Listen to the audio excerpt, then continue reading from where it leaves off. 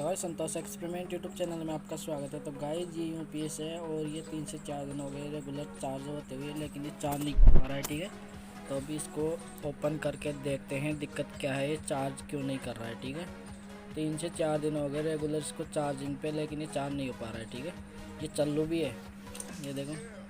ठीक है, लेकिन ये चार्ज नहीं हो पा रहा है। ठीक है, अब ये लाइट बंद हो गई। ठीक है गाइस, इसको ऑन करते ही, लेकिन ये दिक्कत क्या है इसमें अभी देखने वाले हैं। ठीक है, मैं भी अभी देखा हूँ इसको ऑन करके, अब बंद हो गई। ठीक है, चार्जिंग वाली लाइट।